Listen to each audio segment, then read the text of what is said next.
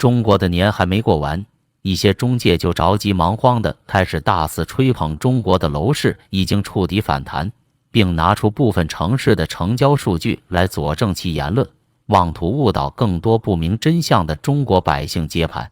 然而，他们所吹捧的楼市已经触底，真的站得住脚吗？我们用数据说话，剥去这些中介的花言巧语，直面事实的真相。这些中介只拈花惹草，有选择地引用个别热点城市的成交数据，但如果放眼整个中国，今年前2月，全国范围内商品住宅销售额同比下降近30%，而去库存的进程十分缓慢。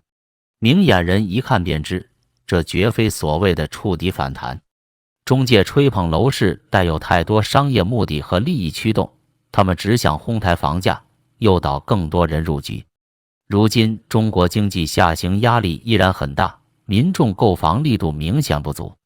要让楼市真正触底，恐怕还需较长周期。中介声称，2023年原本堪称 ICU 的楼市，终于有了苏醒的迹象，成交数据止跌回升，数量在不少地方出现大增长，这让许多人眼前一亮，原来就是政策并非完全无效，楼市还有转机。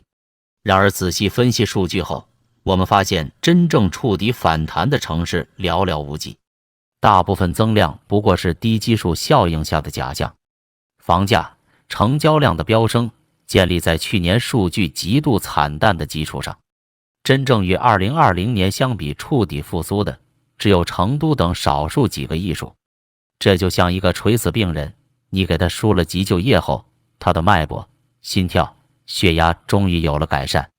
可这距离康复还隔着10万8千里呢。成都楼市表面火热，背后却暗藏危机。成都的楼市近年确实表现抢眼，成交量和房价均有大幅上涨。然而我们不能被表象迷惑，忽视问题的严重性。成都楼市之所以火爆，靠的并非实体经济支撑，而主要是外部资金和投机力量。大量炒房族涌入，推高价格，形成一种虚假繁荣。这种依赖投机的局面极不稳定，随时可能崩盘。比如去年11月，万科城市花园在成都举办的项目发布会上，仅用5分钟时间就售出130套房产，场面熠熠生辉，似乎预示着永不退烧的繁荣。但我们不能忘记，类似场面的背后是大量炒房客的参与，这种依靠炒作的火爆很难持久。此外，成都的房价上涨也面临收入不匹配的困境。以去年为例，成都的人均可支配收入约 4.5 万元，而现在城区普通住宅价格已超过2万元每平方米，这是一个明显的倒挂态势，难以为继。再者，成都的楼市调控政策空间已不足，限购、限贷等手段在多次放宽后已无实质作用。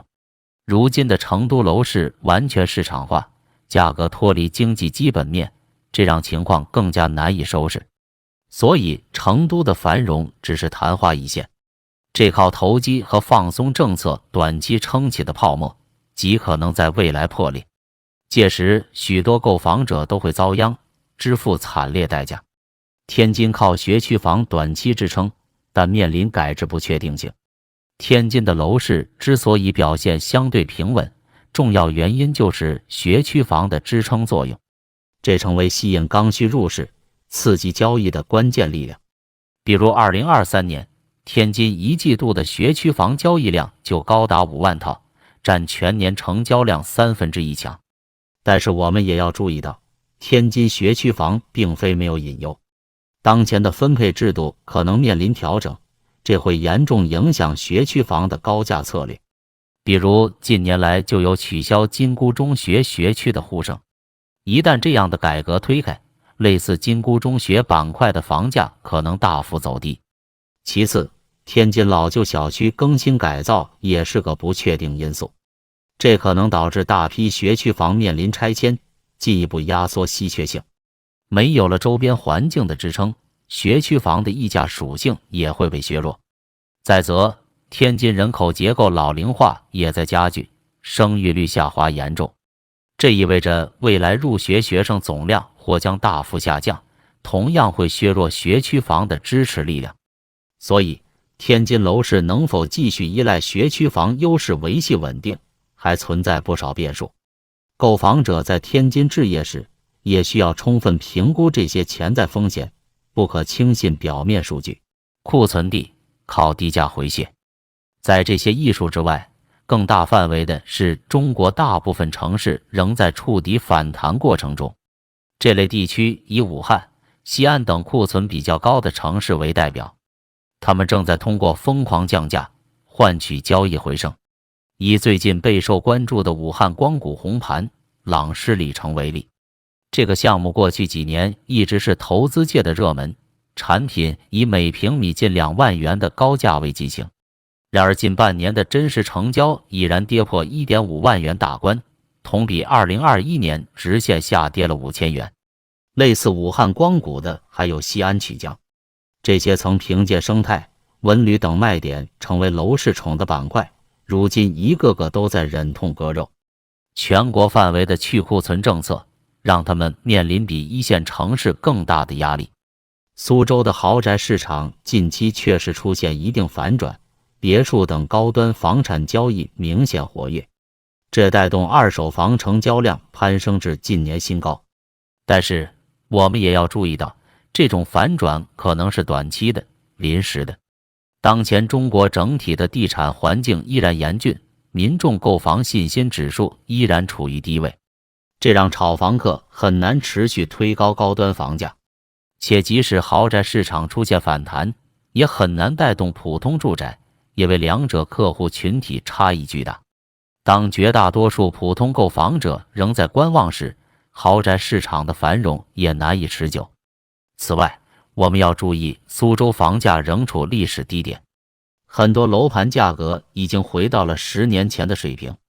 在这种情况下，出现短暂的反弹也不奇怪，并不代表确定性趋势改变。所以，苏州整体而言，距离真正脱离楼市寒冬仍有不小距离。房地产雪崩在即，近期个别城市楼市的确出现一定回暖，部分刚需在低价促销下重新入市，这说明就是政策发挥了点作用，暂时提振了市场信心。但是我们也要注意到，这种回流很可能是短期和有限的，真正改变楼市供求关系的趋势性力量目前还未萌芽。巨大的库存压力依然摆在那里，多地仍处在30个月以上去化周期。也就是说，这次回流后的反弹很可能是假象。在消化了这一波有限的刚需后，楼市还会再次回到低迷状态。毕竟能承受现在房价的购房者毕竟有限，而巨大库存无论如何也不能在短期内消化完。所以房企和购房者都不应对近期的数据过于乐观，这只是楼市的暂时回稳，还未真正到达底部。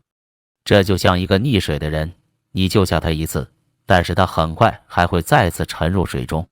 原因在于他全身上下仍绑满了沉重的铅块，这些铅块就是中国许多城市背负的巨额房产库存，加之能打起购房兴趣的刚需毕竟有限，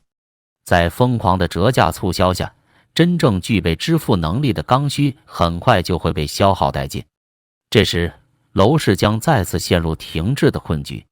届时，许多依赖割肉回血的城市和区域极有可能会迎来毁灭性的雪崩。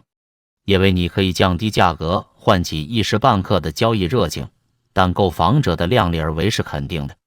无论你降多少价，市场的承受能力都是有限度的。一旦这最后一批真刚需被吸纳完毕，楼市还剩着大量库存没有卖出去，那么雪崩就不可避免了。因为此时你降价已经没用，没有任何购房者会因为低价而硬生生掏空自己的口袋。可见，中国当前楼市的反弹不过是昙花一现，好景恐怕不会太长久，因为库存高筑大坝依然挡在面前。大部分城市要真正走出低迷的长的历程，恐怕还需要经年累月。